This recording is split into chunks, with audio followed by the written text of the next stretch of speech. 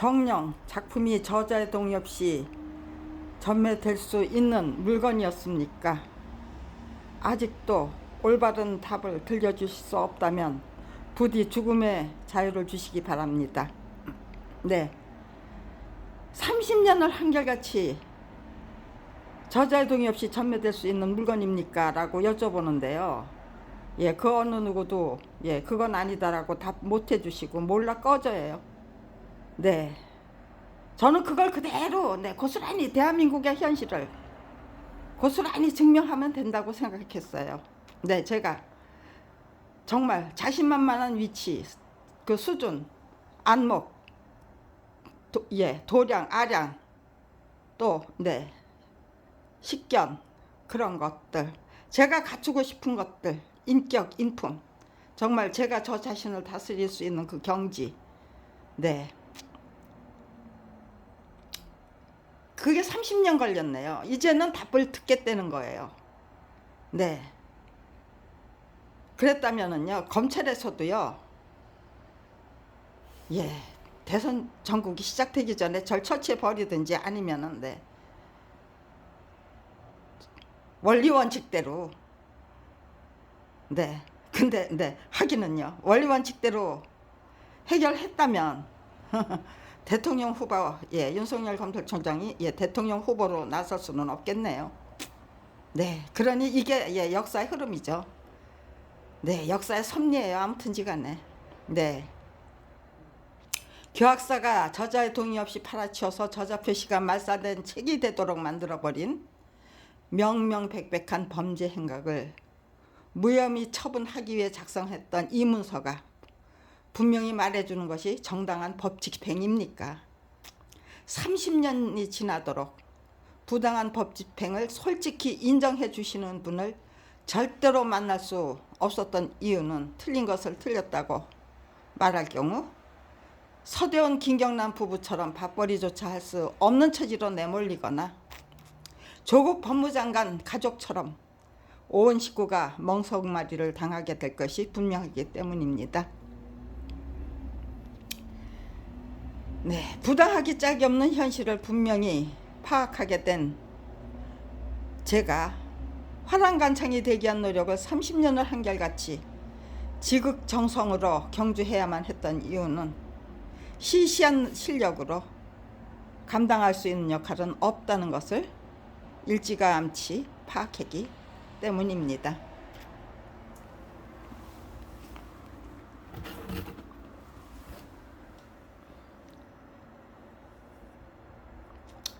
화랑간창이 되기 위한 질문입니다. 대한민국은 30년 전에 감행된 무혐의 처분이 정당한 것인지 부당한 것인지를 절대로 판단할 수 없는 이토록 암담한 상태를 이대로 유지해야만 합니까? 아직도 솔직한 답변을 들려주실 수 없다면 저에게 죽음의 자유를 주십시오. 네, 73살 할망에 불과한 제가 전태일 여사처럼 분신자살을 감행할 자신은 없습니다.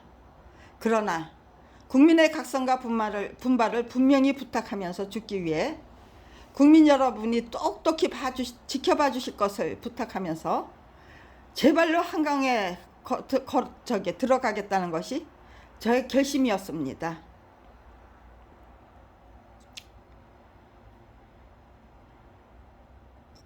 이재명 대선 후보님, 최강욱 열린민주당 대표님, 추미애 위원장님, 손혜원 전 의원님, 개인적인 차원의 선택과 거국적인 차원의 선택이 서로 다를 수밖에 없고, 분명히 공개된 질문과 공개되지 않는 선택은 차원이 다를 수밖에 없기 때문에 지극히 공개적인 차원에서 부탁드립니다. 부디 대한민국 국가 권력의 주인님들이 모두 다 함께 틀린 것은 틀렸다고 당당하게 말하겠다는 의지 및 용기를 거국적인 차원에서 당당하게 선택할 수 있도록 네 분이 솔선수범으로 가장 모범적인 답안을 명백하게 들려주실 것을 간곡히 부탁드립니다. 2021년 12월 23일 검찰 비리 피해자 김경란 올림.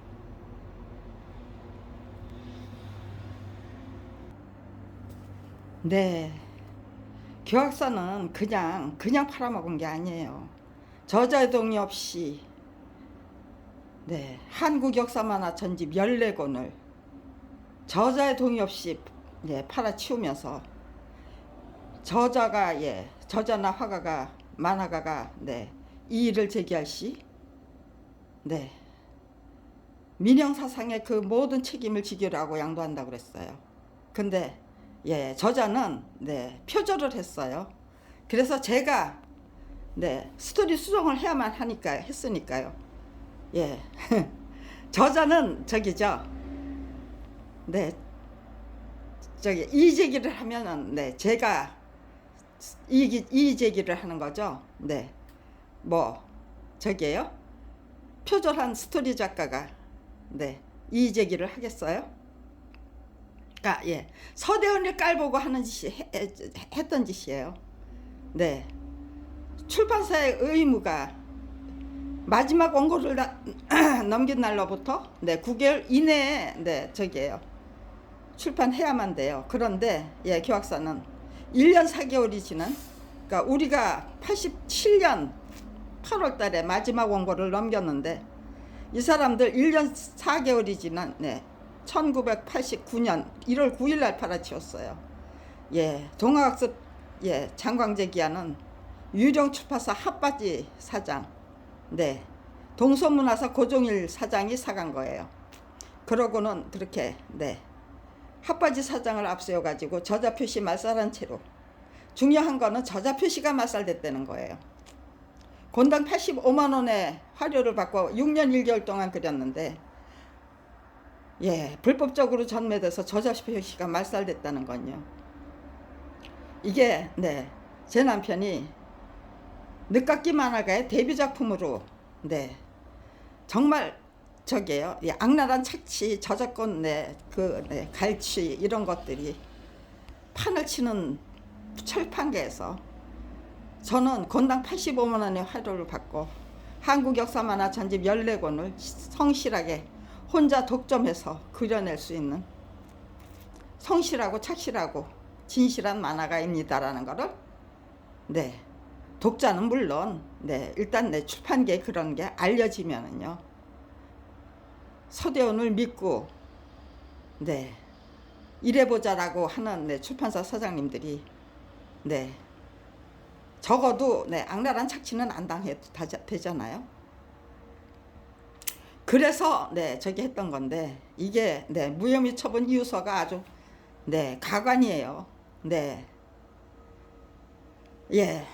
자신으로서는 위 계약 당시 자신으로서는 교학사 사장 양철우의 말을 인용했다는 거죠. 이게 무혐의 처분 이유서예요. 1991년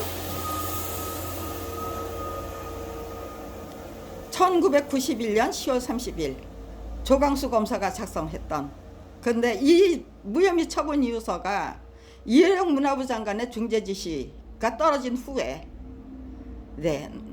나왔다는 거예요. 이혜령 문화부 장관의 중재 지시가 떨어지니까 저작권 협회하고 만화가 협회에서도 서대원 사건을 협회 차원에서 대처해보자라고 제안했어요. 그렇게 사회적인 그 관심이 모아진 상황이었기 때문에 오히려 검찰 왕국을 구축하고 싶었던 분들은 오히려 좋았던 거예요. 불법적인 권세를 당당하게 과시하고 나섰던 거예요. 그 나서기 위해서 여기에다가 불구이서 첨부 이웃에다가 적어놓은 글이 다음이에요.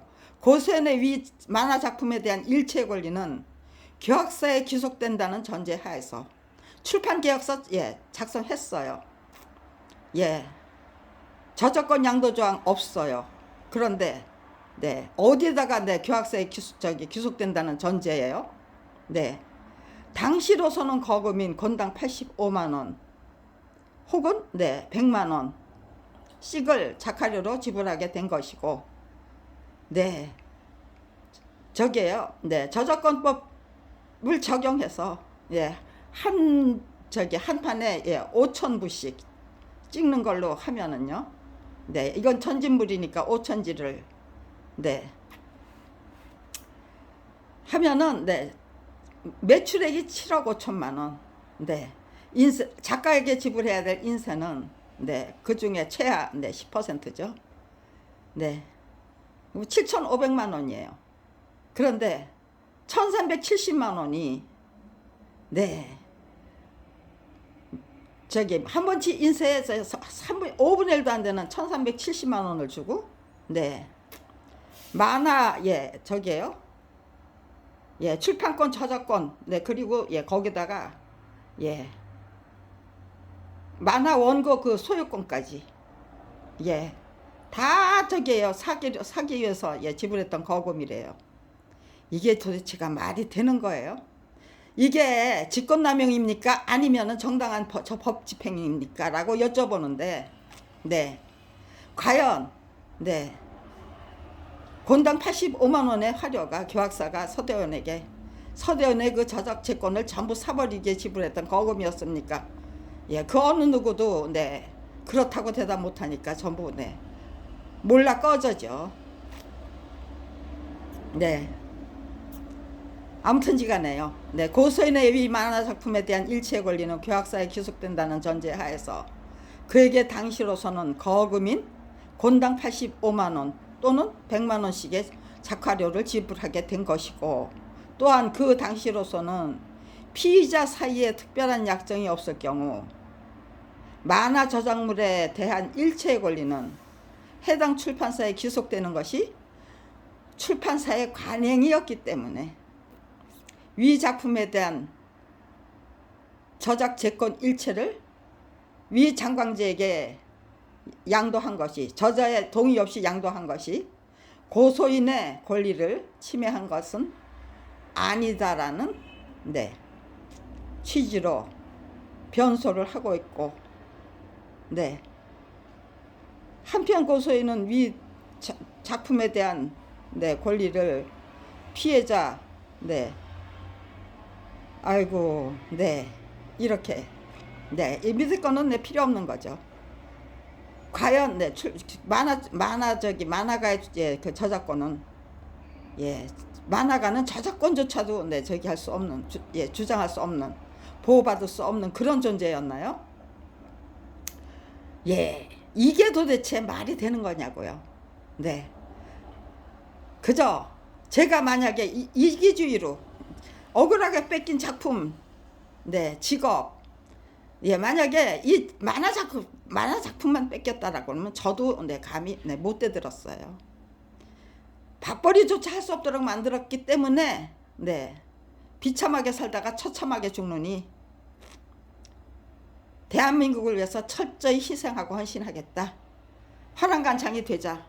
네, 요거를 밝히기 위해서, 이것이 직권남용이 분명하다. 30년 전에 네, 30년 동안 저는 고소장을 1,000통 이상, 진정서를 또 1,000통 이상 제출했어요. 끈질기게.